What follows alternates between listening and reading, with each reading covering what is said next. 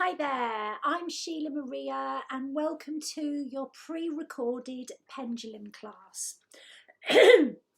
So this class is being done in two parts, and this is with a vision to help you to use a pendulum safely and accurately. So let's begin. Why would you choose to work with a pendulum? So most of the times people use pendulums for getting quick yes and no answers, but pendulums can also show you when you are clearing something. It's all right, this is a subject as a channel, you'll get used to this. Spirits start giving me lots of different things that they want me to talk about. So pendulums can be shown for healing something, downloading something, and also clearing something. So what else can you do with a pendulum? You can communicate with your subconscious. You can communicate with your higher self. You can communicate with the energy of your home, the energy of your career. And this is because my dog's behind this screen. This is because your pendulum works with the intention that you program it for. And I think what's really important to highlight is that the pendulum is only as good as the clarity and the confidence of the person using it. So we're going to talk about the difference between a subconscious message and a communication from a spirit. So a subconscious message will tell you something you truly believe right now. If you are getting a message from a spirit, the message will resonate with that energy. And we're going to go over the different types of messages that you will get from different beings.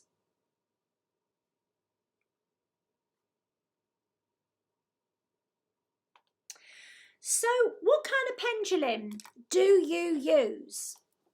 So I'm going to say to you, a pendulum that works. So we're going to talk to you about how you know a pendulum works.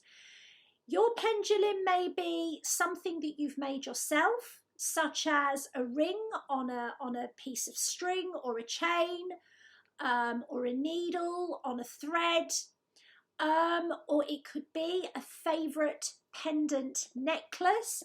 The danger you've got if it's on a looped chain is that it's not really got free rein to spin where it wants. If you're going to use a pendant on a necklace, do it so that the pendant part is at the bottom. There are different types of pendulums. There are wood, metal, crystals. There are also the ones that I've seen that are wire and you can put your own crystal inside. It doesn't matter. If it works, it works. If it doesn't, it doesn't. Okay, so it's all right. I've got lots of different subjects coming in here. Then this might be a 3-part class. So how do you know if a pendulum's going to work? So the common mistake that people make, we've got so many messages coming in here, guys.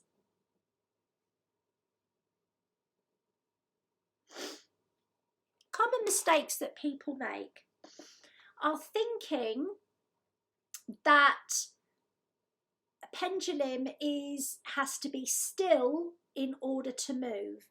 I've seen people try to get a pendulum moving like this, and it's hardly going to move because you're wanting it to go from a standing start. And it's almost like getting into a car and expecting the car to go at 60 miles an hour before you even get into first gear. I know my 15-year-old son would absolutely expect that, but you know, that's not what we're talking about. Sorry, I look like Rudolph at the minute. So the most common mistake that people make is thinking that the pendulum's got to be still. If the chain is too long, it's going to hurt your arm. If it's too short, it's just an extension of your hand. So I mean, this is my pendulum, and I've had many different ones. I usually hold it at that sort of length with my fingers free. I take my elbow, put it into my love handles and hold it like that, a bit like Polly put the kettle on. So your pendulum needs to be outside of your astral layer. So you've got an aura with 7 layers to it. The astral layer is the layer that if you go and look in the mirror, you will see it closest to your head. The astral layer contains your fears, your thoughts, your feelings, your attachments, and any attachments. So if you're doing your pendulum here, all you're going to see coming through the pendulum is your fear, your attachment to a certain outcome, to a certain answer, or even an attachment, obscuring the pendulum's accuracy. If you do it here, you're outside of the astral layer, because the astral layer is only like 5 centimeters outside the head. So this is why we do it like this. That is the most common mistake. And when you're working with a pendulum to see if it works, get it swinging. Get it swinging. That's what pendulums are supposed to do. So you go into a shop and you decide to try a pendulum, try several. And this is what just because it's pretty doesn't mean it works, okay? So get the pendulum, do the Polly put the kettle in, and what you're going to do, before you do anything, you're going to clear the pendulum. Why do you clear the pendulum? Because there can be elementals that attach themselves to the pendulum, and earthbound spirits can attach to the pendulum from other people that have handled the pendulum whilst it's being made, whilst it's being unpacked, and even whilst it's been in the place where you're buying it from, okay? So all you do, so you don't look really weird in the shop when you're trying them out, is you just say in your head, Archangel Michael, please apply a full clearing and healing of this and any pendulum I touch today. Archangel Michael, please apply a full clearing and a healing of any pendulum that I touch today, okay? Then you're going to take it, you're going to do the Polly put the kettle in, you're going to get it swinging a bit. And for some of you, if you haven't worked with pendulums before, even if it's the right pendulum for you, it may not swing that much to begin with. Don't let that stop you. That was the same for me when I began. So you want to ask yes and no questions that you are in no uncertain terms that you know the answer. So my favourite question is, am I a man? Right, so that's my no, which is anti-clockwise. Is my name Sheila? Yes. You might ask, do I live in this town? Name the town. There's spirit. Ask questions and try a couple of pendulums to see which one feels natural to you. The most happy pendulums are rose quartz and amethyst, smoky quartz, any type of quartz. But I've had angelite pendulums that have worked beautifully. It's not really about the stone, it's about how you feel about that crystal, okay? So once you've discovered that, you know, yes, it moves, yes, it can answer my yes or no questions, you've got it. Take it home. Now, I have one pendulum in my bag, one pendulum in my bedside table, and one pendulum in my reading room. And I alternate between them. it's okay to have several. It is okay. Okay. Another thing that you may not know is that pendulums can reach the end of their life. And that will be, if they're a quartz, they actually have a fairy attached to them, a good fairy. And fairies' lifespans are very short. So when a pendulum stops working, it's just because the energy has gone. And that's natural, that's normal. Even cleansing it won't make it work again if it has stopped working. How do you know if it's stopped working? It just won't really move. Okay. So again, whenever you use your pendulum, so you get your pendulum home and you're going to use it, what do you use it for? Well, there'll be a reason that you bought it. I used to use my pendulum to find out if I had a food intolerance. I use common sense as well. I would use my pendulum to find out if there was somebody that I should work with. But I will tell you that I use my pendulum with my spirit team rather than just asking. If you're in the wrong environment, and even if you're asking the right questions, if there are attachments or entities in that house or that shop or that building, they can attach themselves to the pendulum and make the pendulum do what they want it to do. So whenever you work with the pendulum, whether you're wanting to talk to a lost loved one, your higher self, fairies, star beings, whoever it is, or just your subconscious, please protect the session and clear the pendulum. So how do you do this? So you get your pendulum home and you want to play with it. You just say, Archangel Michael, please apply a full clearing and a healing to this pendulum, and please protect and seal this session. Okay, and you can say this in your head, but you must do that, otherwise you're not going to be able to trust the answers. Okay, so we're now going to go into how you work with light beings. Let's say that you are wanting to connect with a known light being, such as an archangel or a guide that you know and recognize, and many of you will have guides that you know and recognize, and some of you will not know exactly who your guides are. Maybe it's an ascended master, maybe it is the Divine Mother, the Divine Father, whatever that is. So what you're going to do, once you have asked Archangel Michael to cleanse and heal your pendulum and protect and seal the session, right, you get your pendulum swinging. And even if you do this before you get your pendulum swimming, as long as you've done those 2 steps, you can call different beings in. So let's say you want to work with Archangel Gabriel. So I always say it out loud, because then you're not making any mistakes with who comes in. By the way, archangels and ascended masters, whether you know they're there or not, whether you feel they're there or not, whether you believe they're there or not, it is spiritual law that if you ask them to come, they have to come, and they will. Okay? I'm also going to say that there is a difference between telepathic communication and the being actually being within your aura, but the pendulum will work etherically on their behalf if they are a light being. So a light being is not a human soul. It's either going to be an archangel or an ascended master or a light being that you know is a light being, okay?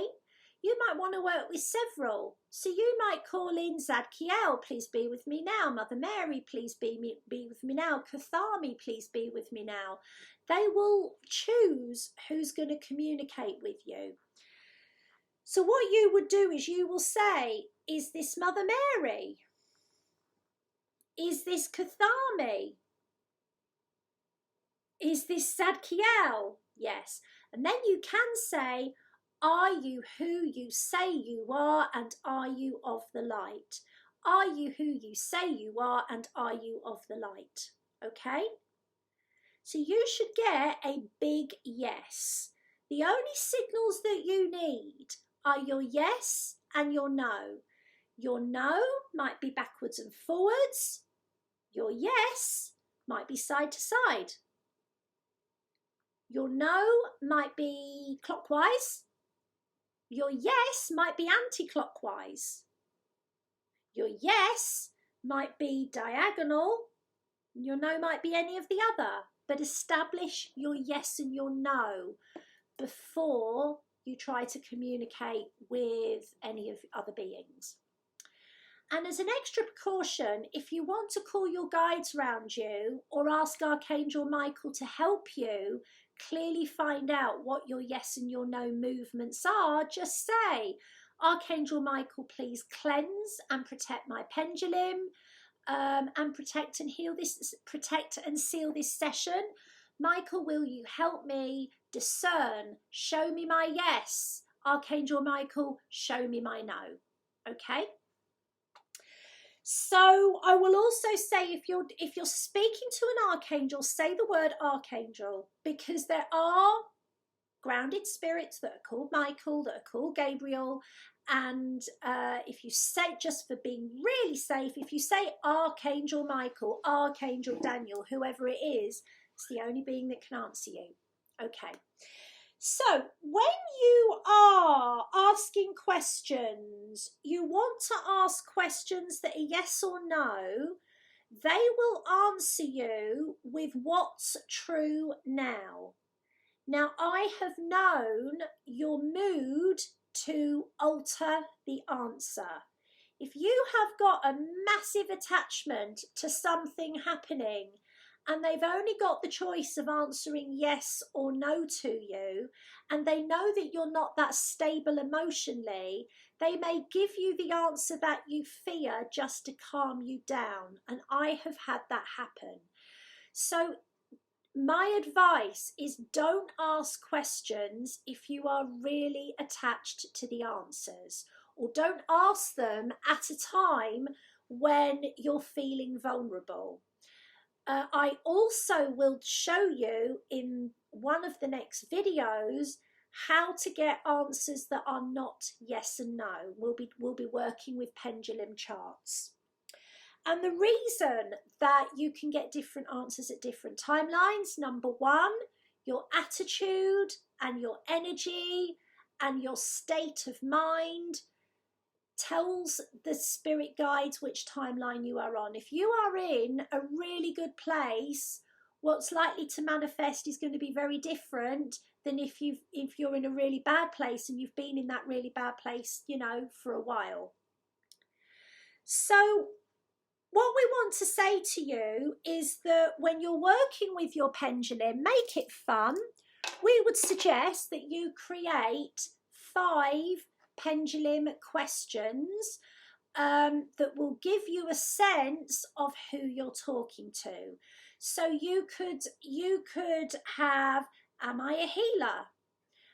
Am I a starseed? Yes or no, yes or no. Will I heal others? Yes or no? Am I on the right track with my career? Yes or no? And we would actually create 5 questions that you can ask different beings if you are wanting to work with different beings.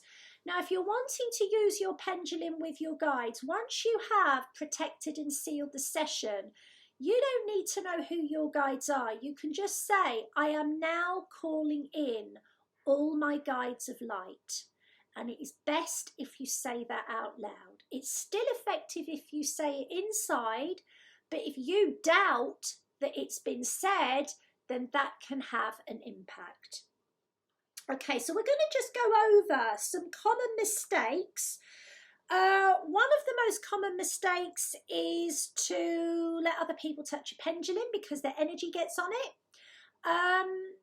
Another common mistake is to ask questions for other people that they want instant answers to, and you give them an instant answer, but because your vibration is different to theirs, that answer comes through for your consciousness as if you were asking the question for you, not for them. okay? So that's only a common mistake if you're doing it early on. And I want to say to you, pendulums are best for guidance rather than prediction. Another common mistake is that not to give the pendulum enough time to move when you've made an answer, or to correct it because it starts giving you an answer that you don't like. Let it finish its job. What the angels and the guides do, they actually put their hand over your hand and they move it. Give the pendulum enough time to move. The other thing we will say is if the pendulum becomes heavy, let it go.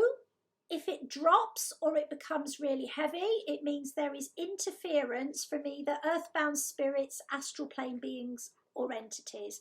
And if that happens, you just say out loud, Archangel Michael, protect me, end the session, and clear my pendulum too. Get up, leave the session for a couple of hours, and then come back.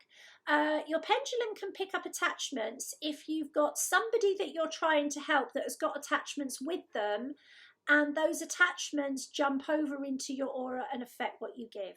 Okay, so that can happen. So another common mistake is not realizing what you're getting. So sometimes the pendulum will go really, really, really, really, really, really fast. That happens if they really, really, really, really, really want you to hear the message, okay? If it goes really, really fast and it is a light being, it's because they want you to hear the message. If it goes really, really fast and you're clearing something or you're healing something, let the pendulum do its job before you move on. Okay, because when I do clearings and it's going really, really, really, really fast, that is out of time and space how long it's taking for something to clear. Okay, so your clearing and your downloading is something that we will cover in the next video. So different things that you can use your pendulums for. You can find out which month something's likely to happen.